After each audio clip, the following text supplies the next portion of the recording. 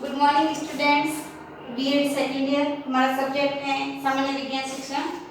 कल हमने अपनी ऑनलाइन जो क्लास है उसमें सामान्य विज्ञान के जो पाठ्यक्रम निर्माण के सिद्धांत चल रहे थे, उसमें अपन ने जो पाठ्यक्रम निर्माण का जो तीसरा सिद्धांत है विषय वस्तु का चयन, उसके बारे में अध्ययन किया था, जिसके अंतर्गत हमने विषय वस्तु के चयन के जो निम्न बिंदु थे उनके बारे में चर्चा की थी, जैसे छात्रों की योग्यता व स्तर का ज्ञान, समाज की आकांक्षा, अभिभावक की आकांक्षा, राष्ट्रीय आवश्यकता, सामाजिक सोच, सांस्कृतिक पृष्ठभूमि, संसाधनों की उपलब्धता, दार्शनिक विचारधारा आदि जो इसके बिंदु थे उनके बारे में अपन ने चर्चा की थी। आज हम सामान्य विज्ञान पाठ्यक्रम निर्माण का जो चतुर्थ सोपान है उसके बारे में अध्ययन करेंगे, अधिगम अनुभव एवं विषय वस्तु का अंतरण। जो चतुर्थ सोपान है अधिगम अनुभव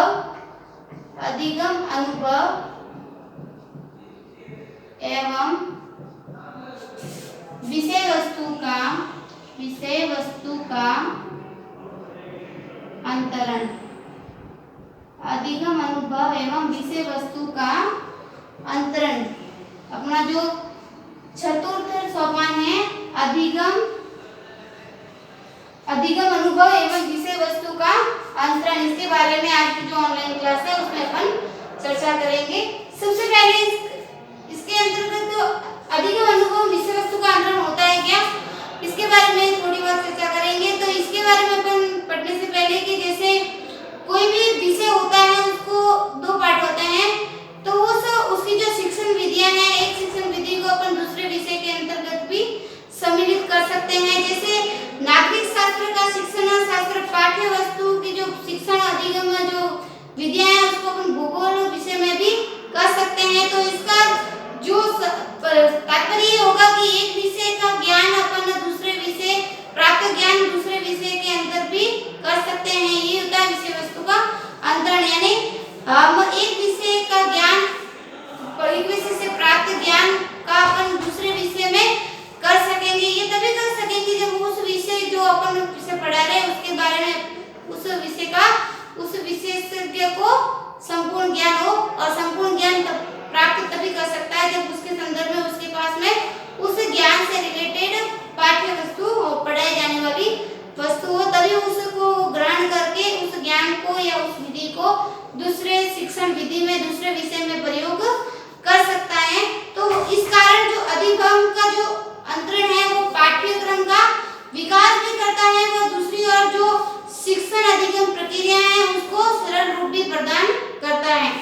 जो विषय वस्तु का अंतरण है एक तरह से पाठ्यक्रम का विकास करेगा, पाठ्यक्रम का विस्तृत व्यापक इसका विकास करेगा, और दूसरी तरफ ये होगा कि इससे ज्ञान है वो अधिगम प्रक्रिया है वो सरल भी बनेगी, आसान भी बनेगी, और इससे जो प्राप्त ज्ञान है वो स्थायी भी बना रहेगा। तो इसके संदर्भ में जो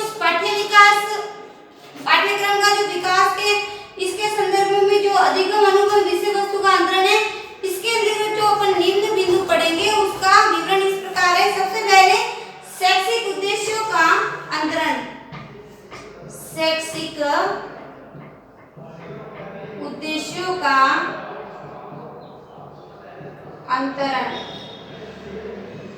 शैक्षिक उद्देश्यों का अंतरण इसका जो प्रथम बिंदु होगा विषय वस्तु अधिगम एवं विषय वस्तु के अंतरण के अंतर्गत सबसे प्रथम बिंदु है, उसके बारे में हम चर्चा करेंगे, जो है शैक्षिक उद्देश्यों का अंतरण। इसके अंतर्गत जैसे अनेक कारण होंगे, जैसे विज्ञान में प्रयोग प्रदर्शन एवं नियम आदि कौशलों का विकास, आदि कौशलों से विज्ञान विषय का उद्देश्य निर्धारित किया जाता है।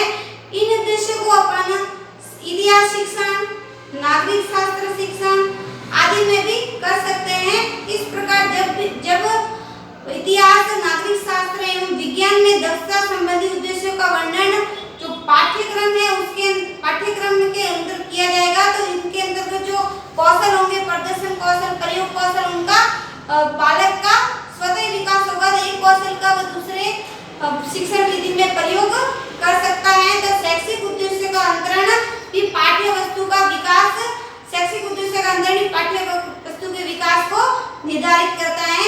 दूसरा है शिक्षण विधियों का अंतरण। दूसरा है शिक्षण विधियों का अंतरण, विधियों का अंतरण।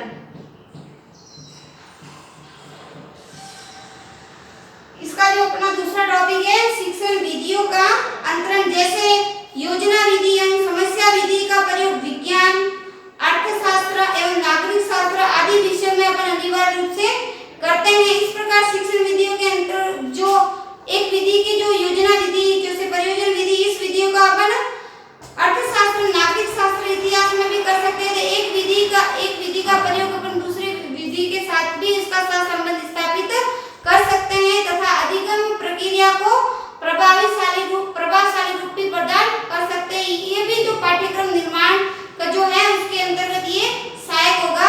फिर है शिक्षण अधिगम सामग्री का अंतरण। तीसरा शिक्षण अधिगम सामग्री का अंतरण, सामग्री का अंतरण।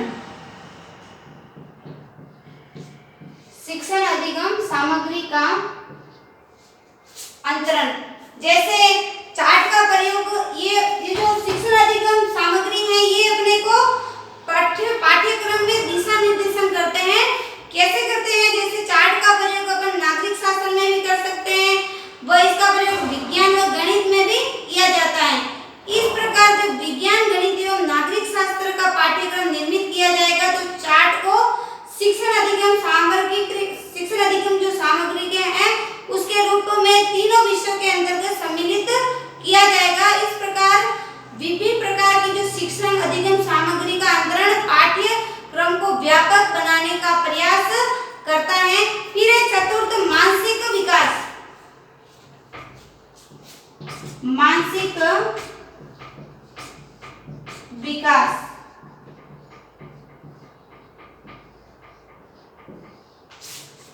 चतुर्थ है मानसिक विकास, यानी मानसिक विकास की स्थिति में तथा तर्क एवं चिंतन के विकास के कारण ही अंतरण की प्रक्रिया होगी वो संभव होगी। कैसे? जैसे कोई विषय का कोई व्यक्ति बालक होगा, वो प्रतिभाशाली बालक होगा, तो प्रतिभाशाली बालक होगा तो वो कक्ष में जो उसको पढ़ाया जा रहा है अध्यापक के द्वारा, जो उसको ज्ञान दिया जा रहा है उस ज्ञान को वो तुरंत ग्रहण करता है। कोई मंदबुद्धि बालक होगा वो उस ज्ञान को धीरे धीरे ग्रहण करेगा।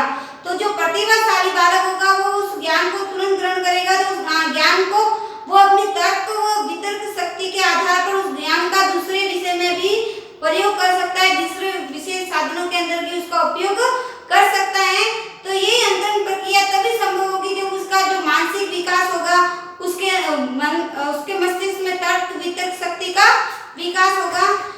अंतरण की जो प्रक्रिया है उसका प्रयोग प्रतिभाशाली छात्रों द्वारा शीघ्रता से किया जाएगा, जैसे मैंने आपको भी समझाया।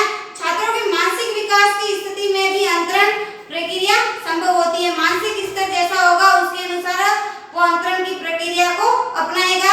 इस प्रकार मानसिक विकास अप्रत्यक्ष रूप से जो मानसिक विकास है वो पाठ्यक्रम निर्माण में सहयोग प्रदान करता है। वो तर्क एवं चिंतन के आधार पर पाठ्यक्रम का विकास की जो प्रक्रिया है उसको संपन्न किया जाता है। फिर है ज्ञान की व्यापकता। पांचवा है ज्ञान की व्यापकता। ज्ञान की व्यापकता,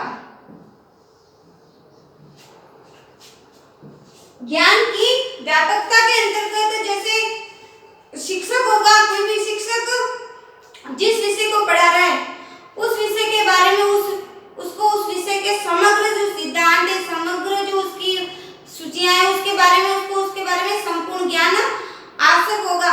यदि वो उस विषय के बारे में ज्ञाता ही नहीं होगा तो वो उस विषय का ज्ञान दूसरे विषय के अंतर्गत नहीं कर सकता। तो उस विषय के अंतर्गत उस शिक्षक को परिपूर्ण होना चाहिए, तभी परिपूर्ण होगा, तभी वो अपने ज्ञान का दूसरे विषय के अंतर्गत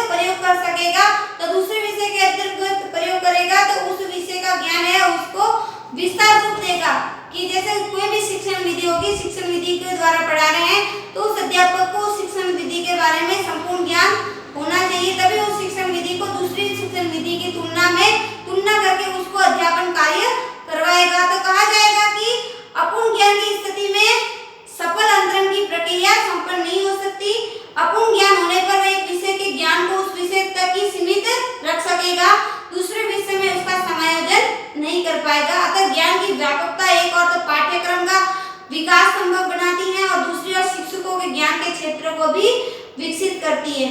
फिर है गुणों का अंतरण। फिर है गुणों का अंतरण। गुणों का अंतरण हमारा छठा बिंदु है इसका गुणों का अंतरण। उनमें देखो अनेक प्रकार के विषय इस प्रकार होते हैं जो कि गुणों की दृष्टि विशेषताओं की दृष्टि से एक समान होते हैं। उनमें किसी एक व्यवस्था का गुण दूसरी अवस्था में कार्य करता है। उदाहरण के लिए जैसे नैतिकता, मानवता एवं सामाजिकता से संबंधित गुण प्रेम, सहयोग एवं परोपकार की भावना को व्यक्त करते हैं। ये सभी विषय के अंतर्गत ये समान रूप से विद्यमान होते हैं। अतः नैतिकता, मानवता एवं सामाजिक शिक्षा के पाठ्यक्रम में उक्त सभी गुणों का विकास से संबंधित सभी उपायों को उचित स्थान प्रदान किया जाता है। इस प्रकार एक और पाठ्यक्रम का विकास संभव होता है तो दूसरी ओर छात्रों के अंतर्गत आवश्यक जो नैतिक गुण है उनका विकास होगा। तो आज की जो क्लास है उसमें अपन ने पढ़ा पाठ्यक्रम निर्माण, सामान्य विज्ञान पाठ्यक्रम निर्माण का चतुर्थ सोपान, जिसके अंतर्गत अधिगम, अनुभव, विषय वस्तु का अंतरण चतुर्थ सोपान। उसके अंतर्गत हमने इसके जो निम्न बिंदु है, सर्वप्रथम बिंदु था शैक्षिक उद्देश्यों का अंतरण, उसका दूसरा बिंदु था शिक्षण विधियों का अंतरण, तीसरा है शिक्षण अधिगम सामग्री का अंतरण, चौथा है मानसिक विकास, पांचवा है ज्ञान की व्यापकता व छठा है गुणों का अंतरण। इसके बारे में चर्चा की। कल हम पढ़ेंगे सामान्य विज्ञान पाठ्यक्रम निर्माण का जो पंचम सोपान है उसके बारे में चर्चा करेंगे, मूल्यांकन के बारे में। धन्यवाद।